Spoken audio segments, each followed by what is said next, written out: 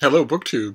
I thought a perfect capper, a bookend, if you will, to the morning's mail haul would be a little mail in the evening. Like a blink, like a snap of fingers. The whole of the day has gone by, and it's been wonderful. But now, the same sun that was new in the sky when I made that first video of the day is now almost past the horizon, almost gone, ushering in long twilight of summer.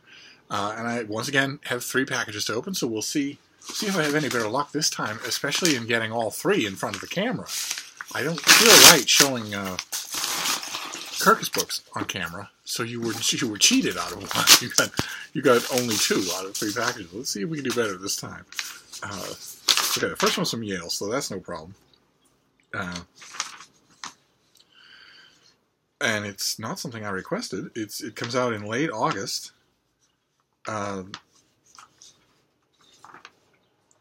And it's about separation movements.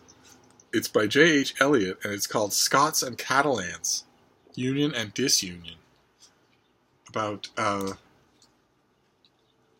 the author examines the political, economic, social, cultural, and emotional factors that divide Scots and Catalans from the larger nations to which their fortunes have been joined.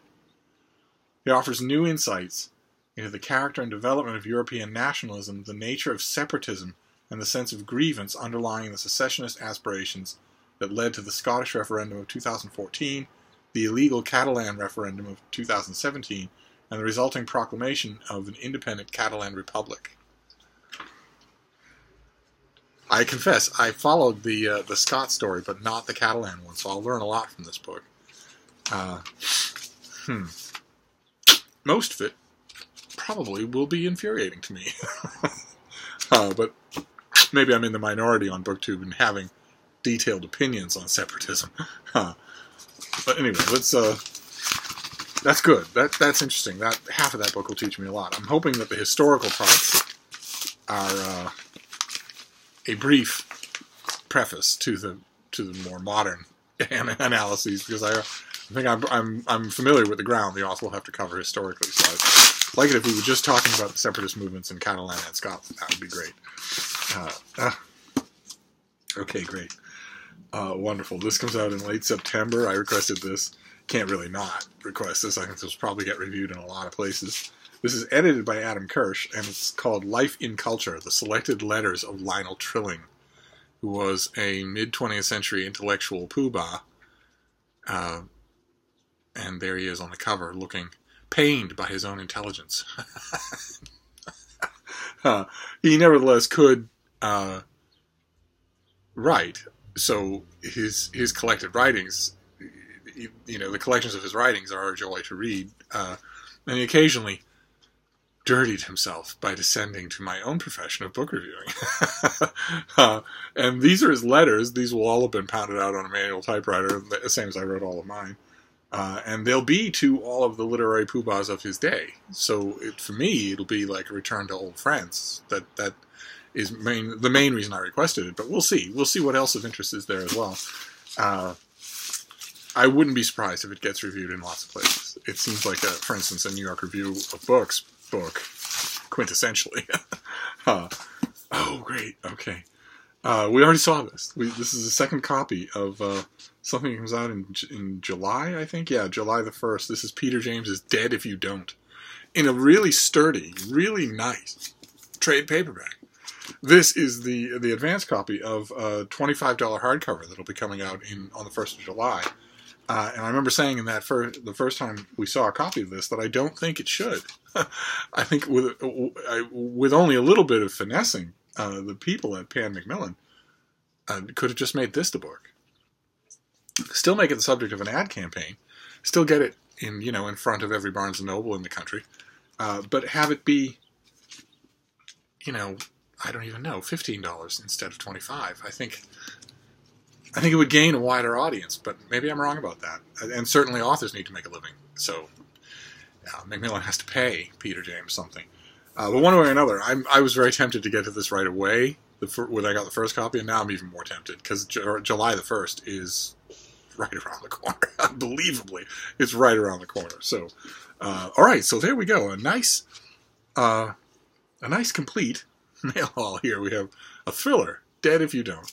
We have Life and Culture, which is the work letters of Lionel Trilling. I don't know how many of you will know that name, but for a small fraction of the readership that exists out there in the reader world, this will be a very interesting book, something that people will want to look at. And this thing, which I did not request, Scots and Catalans, about two very different, but also very similar separatist movements in the 21st century. So, not a bad mix for mail. That's good. It's been a book-heavy day elsewhere, but my book hauls, I think, are done for all. I think the mail is done. I think the day is almost done. Night will fall now. The next time that Little Frida Bean and I go outside, it'll be dark. And that's weird. That will strike you, a lot of you, especially you younger people, as just normal. But the sheer speed with which we went from morning to evening is, for those of us who are 28, a little bit alarming. But it's a little bit bittersweet too, because for 2 solid years, the coming of evening did not mean the coming of rest or relaxation for me. I had 2 sick dogs, and I knew that I was going to be outside in all weathers every hour. Even 3:30, 4:30 in the morning, we'd be outside with, and you'd look down, a totally empty 4-lane street. You'd look down the end of it in the dark, even the streetlights just flashing automatically instead of in their patterns. Nobody anywhere around, no noise of any kind. Way in the distance down the street, you'd see the lumpy form of a possum crossing the road, or a skunk scuttling across the road.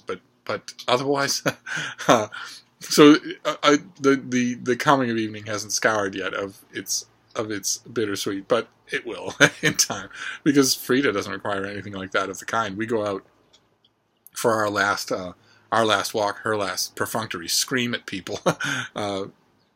In the early evening, 10 or 11, and then she's down for the night. It gives me plenty of uninterrupted reading time, which is nice. But anyway, I'm going to wrap this up. But that was 2 mail hauls encompassing one day, and now that I think about that, I'm starting to think I did not upload the morning mail haul, which, if true, will make this a very time-lapsey kind of thing, because you'll be seeing 2 different sun levels. Oh my. Well, anyway, I'll wrap it up, and then I'll see whether or not I've shown you anything today, and I'll be back soon. Thank you, BookTube.